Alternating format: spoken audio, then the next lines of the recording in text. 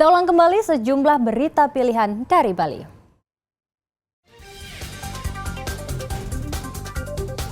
Pengusaha spa di Bali mempersoalkan kebijakan pemerintah menaikkan pajak hiburan dan kesenian hingga 40%.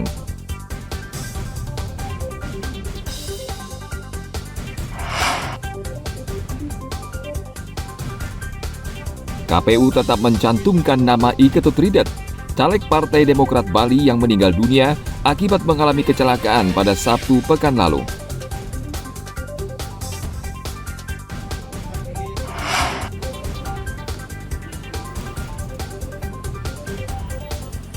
Pengelola Bandara Ngurah Rai menyiapkan opsi angkutan massal untuk mengurangi kemacetan.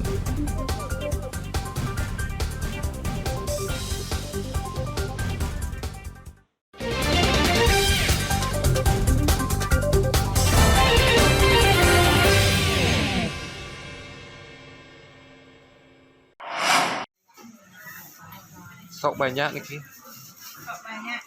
Mau hari raya. Cabai merah merupakan salah satu komoditi strategis sehingga bila komoditas ini minim di pasaran, kerap memicu inflasi.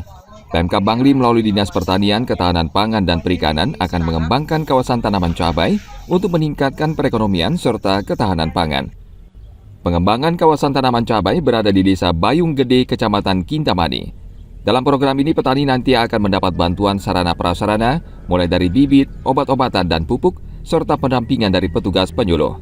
Pemerintah juga akan mengalokasikan anggaran sebesar 100 juta rupiah yang bersumber dari APBD Bangli. Jadi program ini kita melihat dari kacamata tim penanggulangan inflasi daerah, itu yang mendasari. Oleh karena itu tahun ini tidak kurang dari 100 juta anggaran kita arahkan untuk membina kelompok tani dalam satu kawasan untuk memproduksi tanaman cabai dalam rangka stabilisasi harga. Pengembangan program kawasan tanaman cabai ini merupakan bagian dari program Tim Pengendali Inflasi Daerah. Dengan program ini, Pemkab berharap pasokan cabai di Kabupaten Bangli akan terjamin. Saat ini harga cabai dari hasil pantauan Dinas Pertanian, Ketahanan Pangan dan Perikanan sekitar Rp40.000 per kilogram. Tim Liputan melaporkan dari Kabupaten Bangli.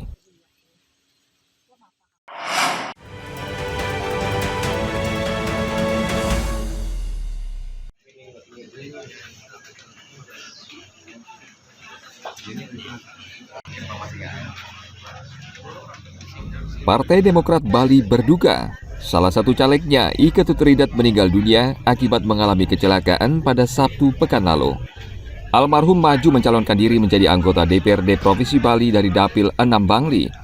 Terkait hal tersebut, KPU Bangli tidak akan mengganti nama almarhum Ike Tutridet kendati yang bersangkutan sudah meninggal dunia. Karena nama almarhum sudah masuk dan tercetak pada surat suara DPRD Provinsi Bali. Saat pencoblosan nanti, KPU akan mengumumkan nama Ike Tutridet sudah meninggal dunia. Dan dalam penghitungan suara nanti, suara yang bersangkutan akan dialihkan ke suara partai. Prosesnya adalah pada saat nanti hari pemungutan dan penghitungan suara, KPPS sebelum mulai pemungutan dan penghitungan suara, itu diumumkan bahwa caleg dari partai A misalnya, kemudian nomor urut berapa itu meninggal dunia. Setelah diumumkan oleh KPPS, tetap juga ada pemilih yang mencoblos, suaranya nanti akan lari ke suara partai. Ikadek Adiawan mengatakan KPU Bangli masih menunggu mekanisme dari KPU Provinsi terkait apakah di DCT nanti nama almarhum akan ditandai atau dihapus. Tim Liputan melaporkan dari Kabupaten Bangli.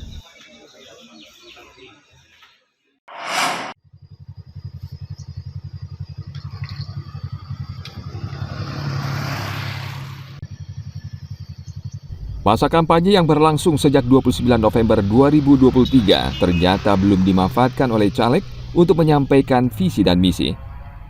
Bawaslu Kabupaten Bangli mencatat sejak pertama kali mulai kampanye hingga saat ini, baru ada 32 kegiatan kampanye di Kabupaten Bangli. Jumlah ini menurut catatan Bawaslu masih sangat minim.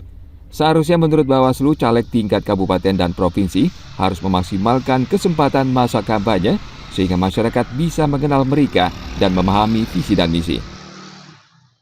Yang semestinya ingin mendatangkan massa ataupun sampai 200 sampai 150, namun massa yang hadir atau simpatisan yang hadir hanya 17 orang.